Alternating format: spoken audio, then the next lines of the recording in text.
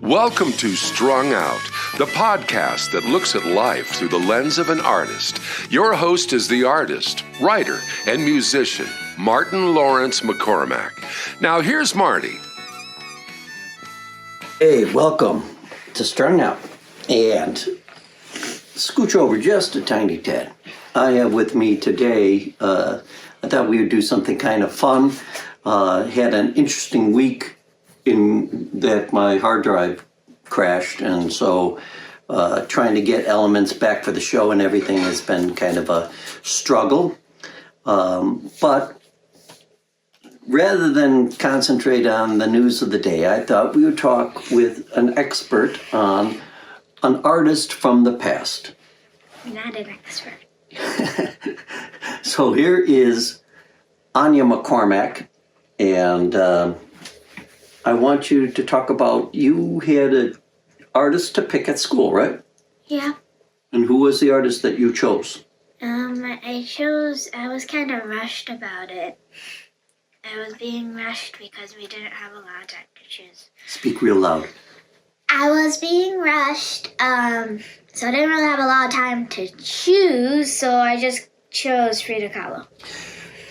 So you just chose Frida Kahlo. Well, sometimes when you're rushed to pick something, you go with maybe what your gut wants. So what is it about Frida Kahlo that you liked? Like back then? Yeah, tell the listener and viewer a little bit about Frida Kahlo. Well, before I picked her, I knew nothing about her except that she was an artist and that my mom liked her. That was it. So And she was a Mexican artist and she liked animals. She was a Mexican artist, and tell us a little bit about her life. She was born on July 6, 1907 in La Casa Azul. Anya, you're going to have to talk slow and loud. Okay. Frida Kahlo, her full name, Frida Magdalena Kahlo y Calderon, was born on July 6, 1907 in her family house, born of a Mexican mother and a German father, a European father, in La Casa Azul, which at the time was not blue. And? Well, when she was 6, she got diagnosed with polio, which made her right leg, one leg, slightly thinner and shorter than the other, which made her have trouble doing things, but still she could run. Mm-hmm. Then, after that, she got in a terrible, which probably most of you know of, called the accident. The accident, huh? So it was what happened? Frida got on a wooden bus after a day of classes, trying to become a doctor, with her boyfriend, Gomez Arias. And after they just sit down, the bus crashes into a trolley going at full speed, and then she has a broken spinal column, broken ribs, 11 fractures in her leg, and a metal pole punctured through her abdomen and pelvis bone. Wow. That's lucky that she didn't get killed, right? Yeah, but she was on the verge of death. She was on the verge of death, okay. So then after that, she spent several months in the Red Cross hospital where she had many operations. Mm-hmm. And then she went home, but then had to wear a full body cast, which she was already wearing, and stay in bed the entire day for 3 months. Wow. But since it was nothing to do, there was no TV, no phones, no there were books, but you had to like hold them up to read them if you're lying down like this all the time. Mm-hmm. That makes sense. But her father bought her a special easel that she could use, and then she could paint. And so she started painting. She picked up her old childhood, hobby. And yeah, then she kind of started her career. After that, do you want to speak? No, keep going. Okay. After that, in high school, she didn't really meet, but she kind of just yelled at this guy named Diego Rivera. He was a muralist. Excuse me, I need a tissue. Okay, can you keep talking for a second? Well, Aine has to blow her nose. So I'll tell you what, we'll take this as a break. You're listening and watching Strung Out.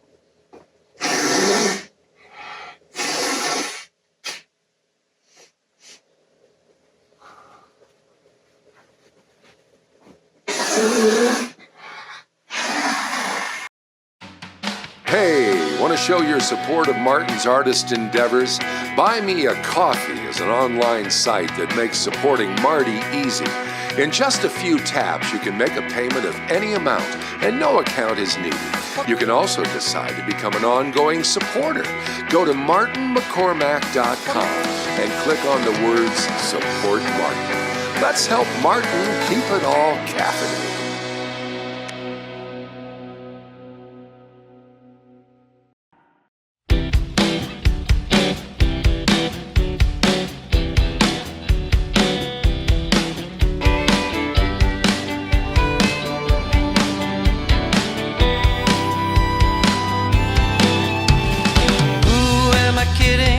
Is it just a joke?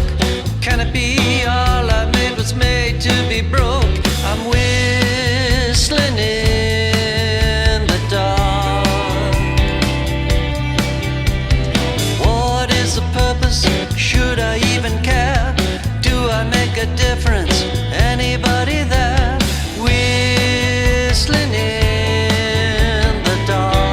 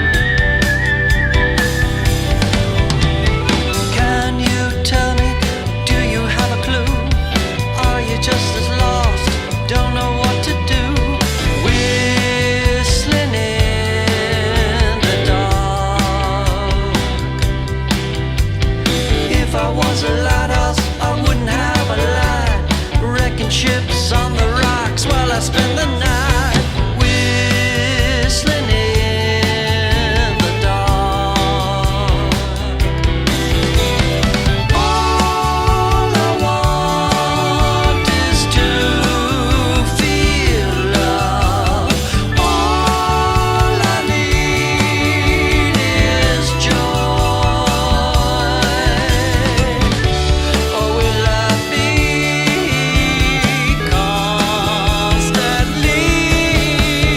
whistling in the dark?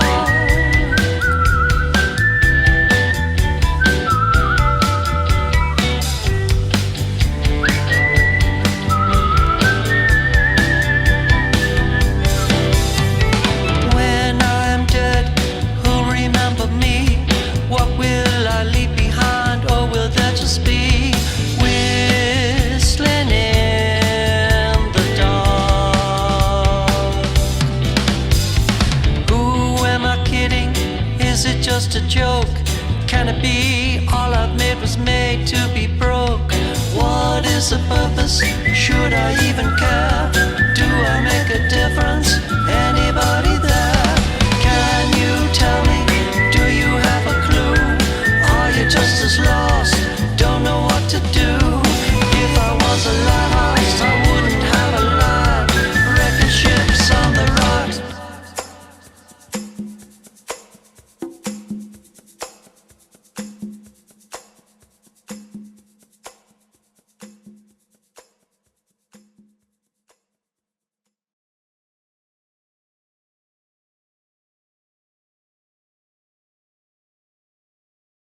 We're back on a very special Strung Out with my expert on Frida Kahlo. She studied Frida Kahlo. And so, continue along. You said that she yelled at Diego Rivera, the famous muralist. He wasn't famous yet. He was just a muralist that Uh-huh. he was making a mural for their school.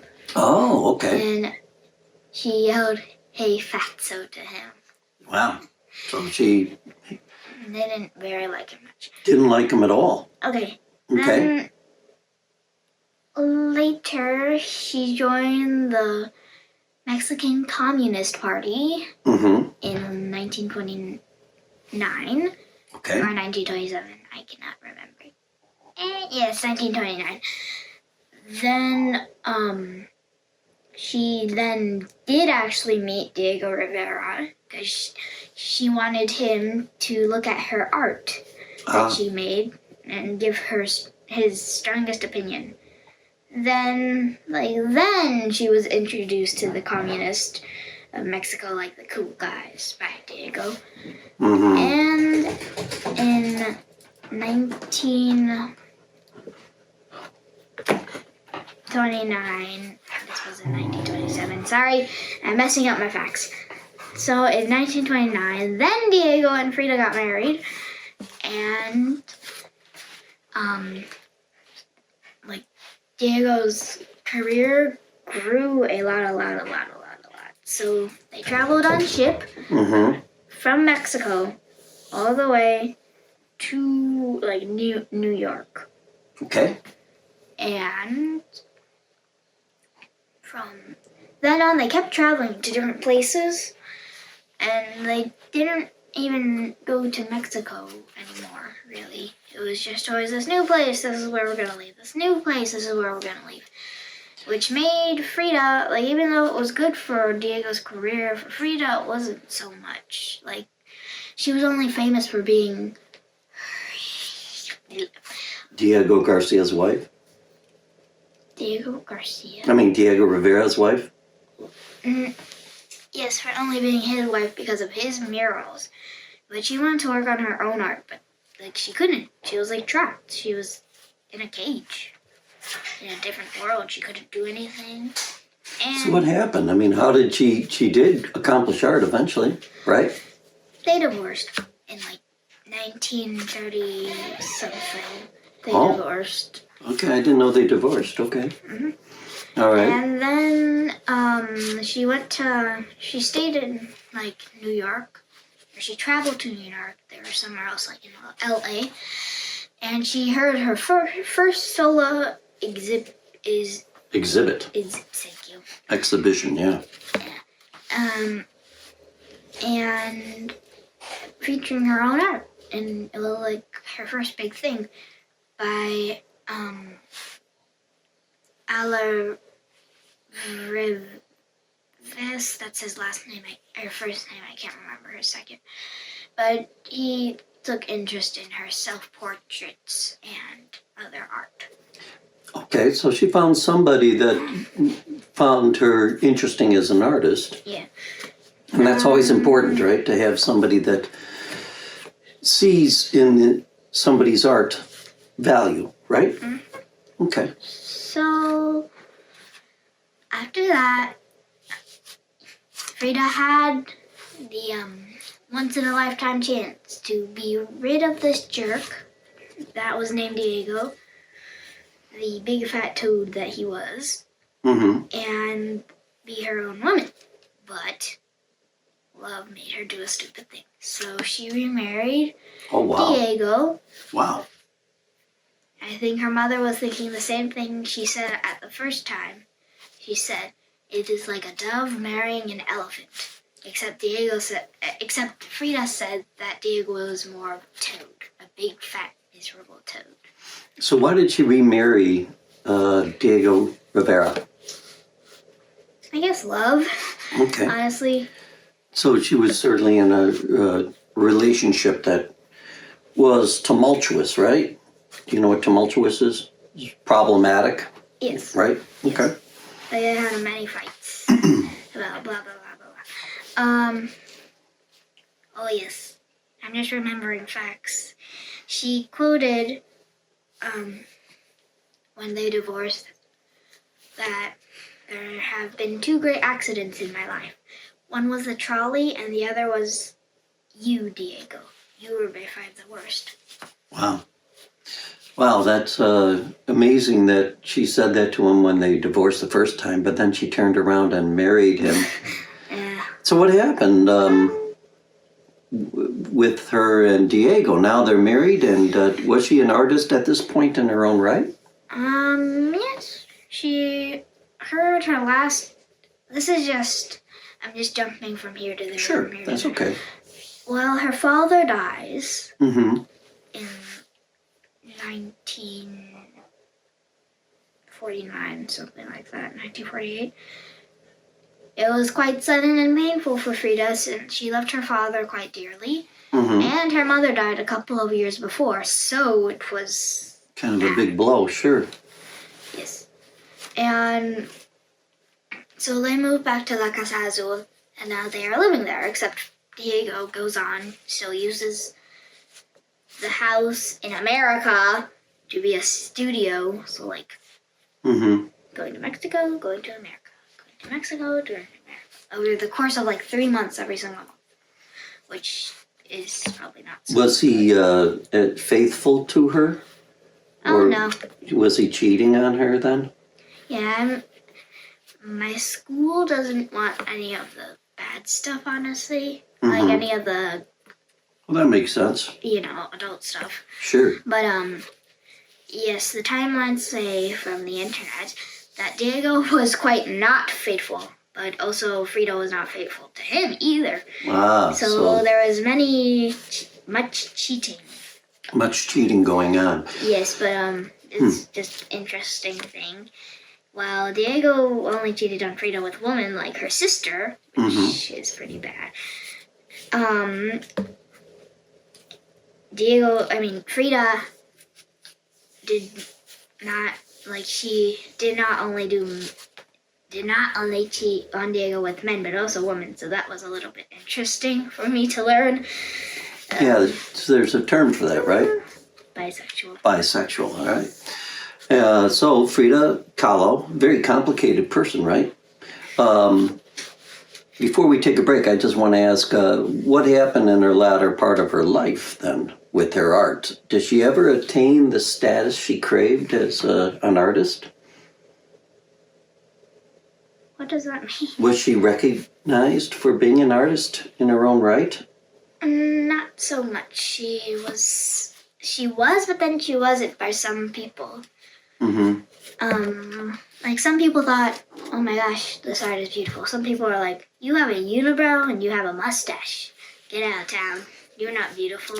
Yeah, she was kind of proud of her facial hair, right? Yep. She embraced her masculine features and expressed herself with her own passion. And, yeah, that's how she used her art usually to express her pain and suffering. And her passion. So, yeah, it was quite a lot of things. Also, just before we take the break, she held her last exhibit at in Mexico by Lola Alvarez Bravo in Mexico, and it was her last exhibit.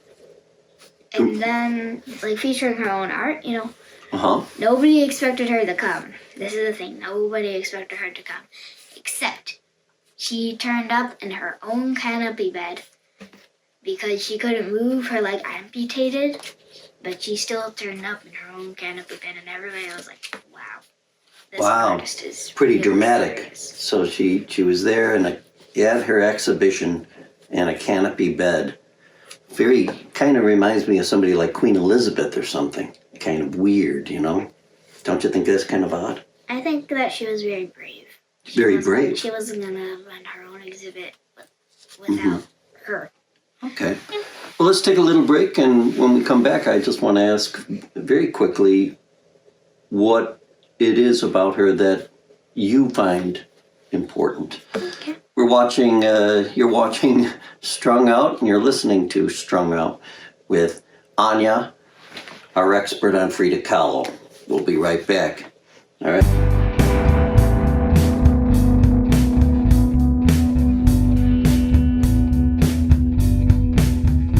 It's an ironclad love, stronger than hay. Tight rope of courage, can't hesitate. Reaching your hand as over the edge I flew.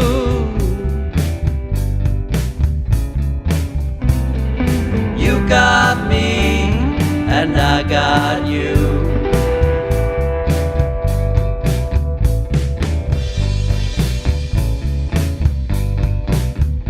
Us against the world, tougher than steel. I know your thought, you know how I feel. No one better for me, I believe it's true.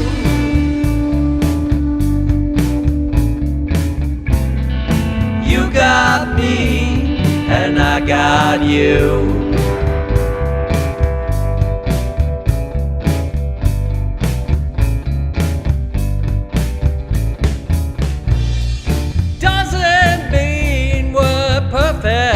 Been through many a gale, bear the scars of battle, live to tell the tale.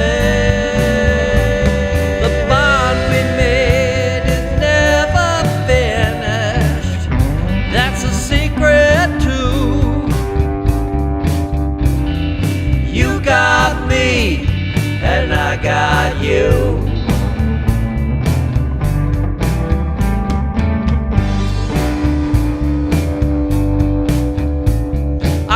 Your back, you got mine.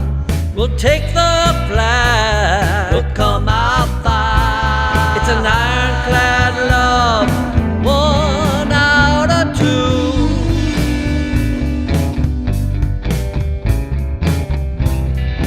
You got me, and I got you.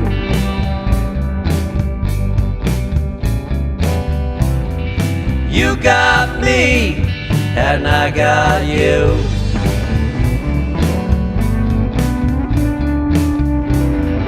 You got me, and I got you.